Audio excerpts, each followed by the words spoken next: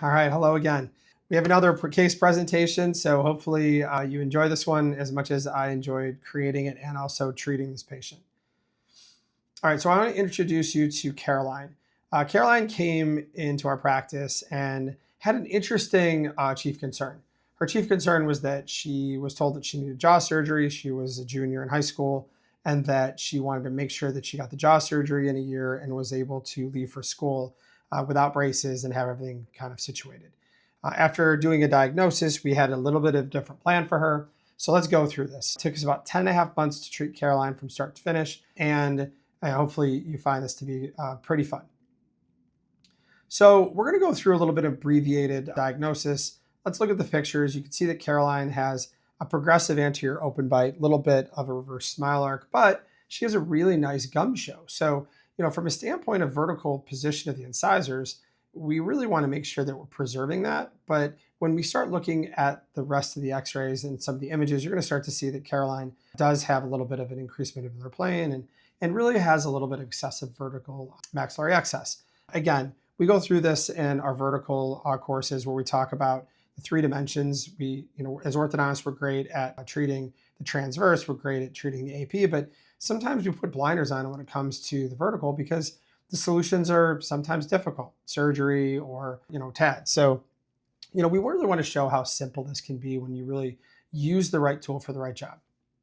So what I saw in this was I saw that she had a flat to negative occlusal plane, which normally we want 7 to 8 degrees occlusal plane. She had an anterior open bite, progressively reaching, really good arch form, a little bit uneven smile architecture in the anterior. So we knew that we were going to have to do a little bit of leveling, but we also didn't want to extrude the anterior teeth and create a gummy smile.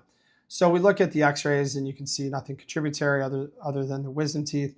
But again, it's just showing more evidence of that a little bit of a posterior maxillary vertical excess, and that causes an open bite with autorotation of the mandible down and back.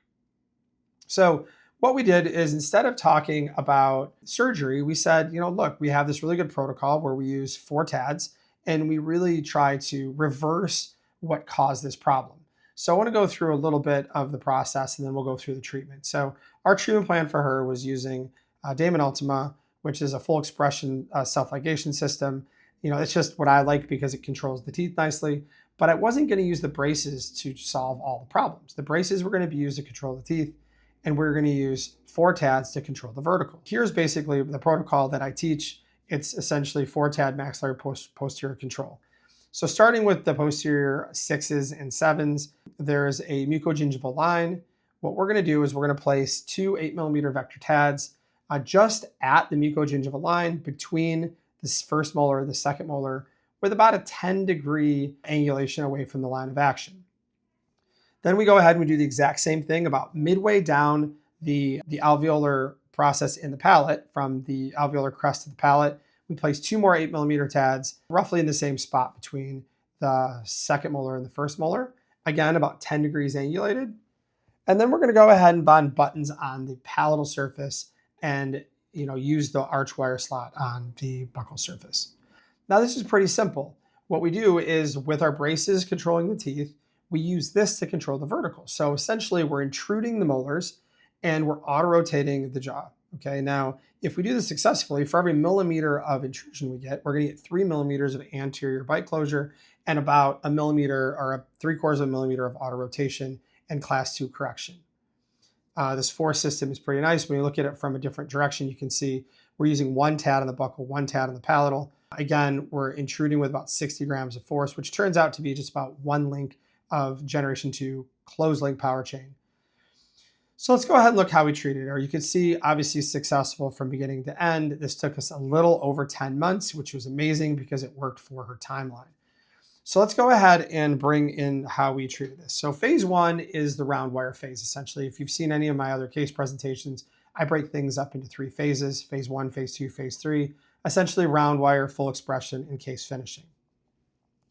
So in phase 1, here's our initial records. We go ahead and we put our braces on.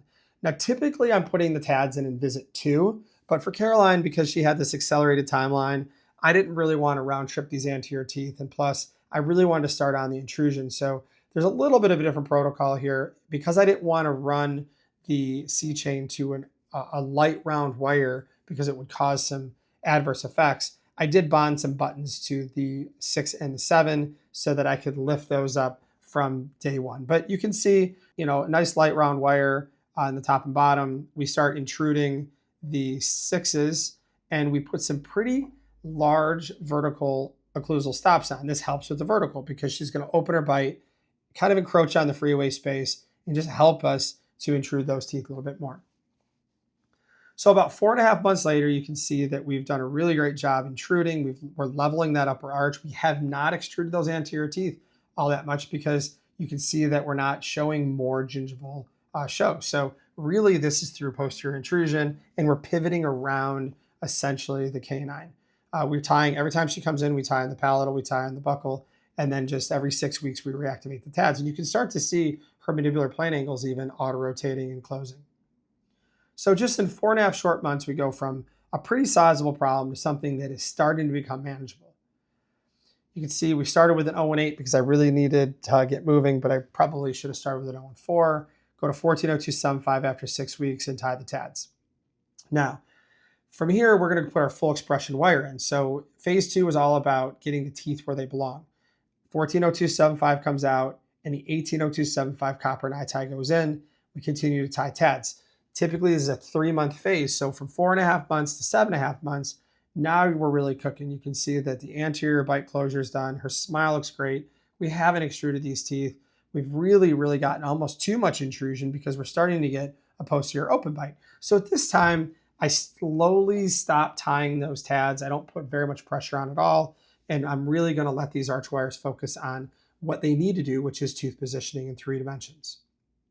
So again, 7.5 months later, we pretty much knocked out most of the problems in this case. Now we're going to move on to the case completion phase. So phase 2 is 3 months with a repositioning appointment somewhere in the middle. From here, Caroline, we removed those tie wires and we put in an 180275 stainless steel over a 160275 stainless steel. And in another 3 months, you can see we've got the posterior socked in. All the beautiful attributes of 3-dimensional control is seen in the anterior, and we can really get these braces off. So again, this is only 3.5, 4 months later, 18 steel over 160275 steel, activate TADs. We took them out about a month before the braces came off, and you can see that we really drove home a beautiful finish in just 10.5 months. And everyone's, always asked, well, what about the stability?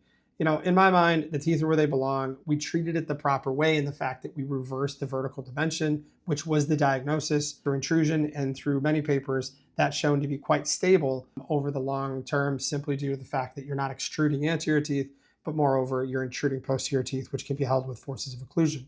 We take our records 8 weeks, 1 year, and 5 years, so we'll keep you updated on how this goes.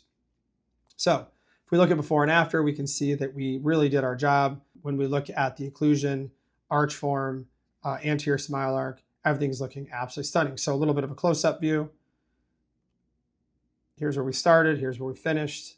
Not even a bend in the arch wire, which is beautiful. I love that about Damon Ultima, but if you were using DQ2 or any other system, you just might have to bend a little bit at the end to get there. I really love technology, and I love the idea that I don't have to bend arch wires to get this level of beautiful finish. And it just helps my clinic out and helps me kind of think differently. I used to bend a lot of wire, but now I worry about getting brackets exactly where they belong. Again, 10.5 months. This girl had another 1.5 months to spare before she went off to college. Here's her final records, final X-ray. Again, we'll deal with the wisdom teeth when she comes back next year.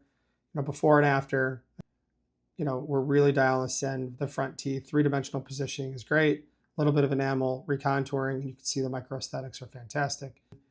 I love this case because it shows the attributes of looking at the problems from 2 separate vantage points.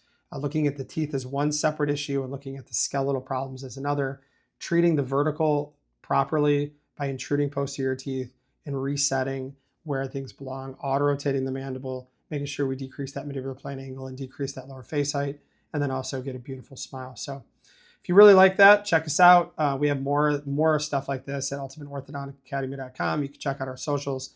Please, if you like it, follow us and spread the word, because this only works if we have really great engagement, because I keep doing this stuff, and believe me, I'm doing this to truly help the profession and help anyone who's looking. So next case is coming. We're actually going to have some fun with that too. So take care. Bye-bye.